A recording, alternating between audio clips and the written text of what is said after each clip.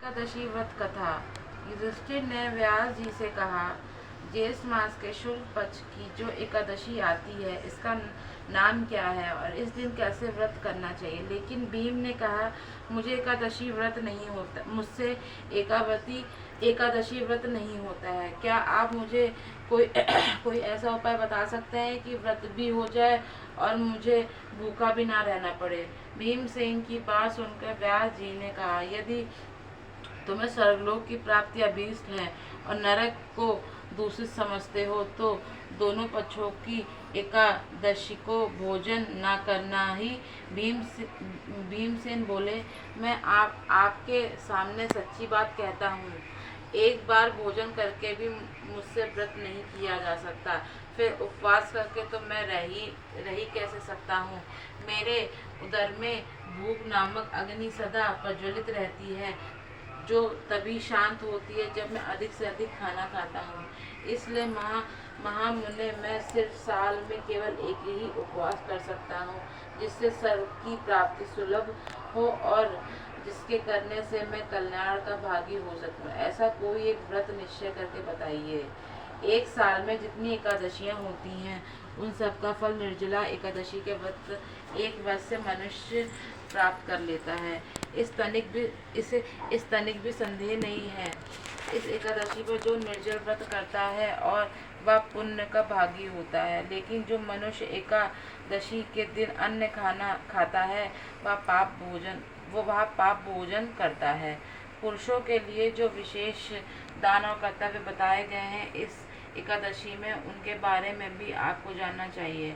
इस दिन श्री हरि जो जल में शयन करते हैं उन्हें जलमयी धेनु का दान करना चाहिए। इससे पहले उनका पूजन करें। इसके बाद पर्याप्त दक्षिणा देकर ब्राह्मणों को संतुष्ट करना चाहिए। जिन्होंने शम दम और दान में तीनों तरह से श्री हरि की पूजा की और रात्रि में जागरण करते हुए इस निर्जला एकादशी का व्रत किया है, उन्होंने अपने न सिर्फ अपनी पीढ़ी को बल्कि अपने साथ बीते हुए 100 पीढ़ियों की और आने वाली 100 पीढ़ियों को भगवान वासुदेव के परम धाम में पहुंचा दिया है।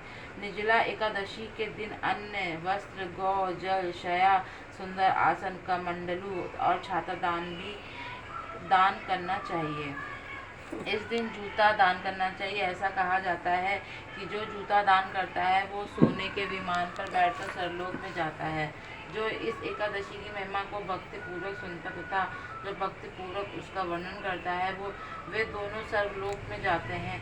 आपको बता दें कि चतुर्दशी युक्त अमावस्या को सूर्य ग्रहण के समय अगर आप पितरों का श्राद्ध करते हैं तो भी आपको उतना फल नहीं मिलता है जो इस कथा के सुनने से होता है। पहले इसके लिए दांत साफ करके और स्नान करके यह नियम लेना चाहिए कि मैं भगवान श्री हरि की प्रसन्नता के लिए एकादशी को निराहार रहकर आचमन के सिवा दूसरे जल का भी त्याग करूंगा।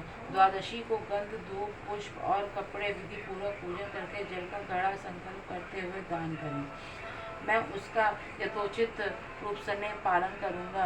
व्यास जी ने कहा, भीम, ज्येष्ठ मास में सूर्य वर्ष राशि पर हो या मिथुन राशि पर शुक्ल पक्ष में जो एकादशी हो उसका यल पूर्वक निर्जल व्रत करो। केवल कुल्ला या आचमन करने के लिए मुख में जल डाल सकते हो, उसको छोड़कर और किसी प्रकार का जल मुख में ना डालो। यह व्रत का नियम है। एकादशी के सूर्योदय से द्वादशी के सूर्योदय तक आपको जल का त्याग करना है।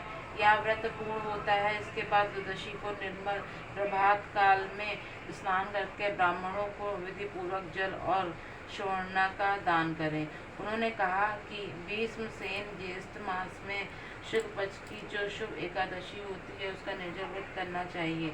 शक्कर के साथ जल के घड़े दान करने चाहिए। ऐसा करने से मनुष्य भगवान विष्णु के समीप पहुंचता है। इसके बाद द्वादशी एकादशी व्रत का पालन करना चाहिए। इस दिन ब्राह्मण भोजन कराने के बाद स्वयं भोजन करें। जो इस प्रकार पाप नाशनी एकादशी का व्रत करता है वह सब पापों से मुक्त हो जाता है।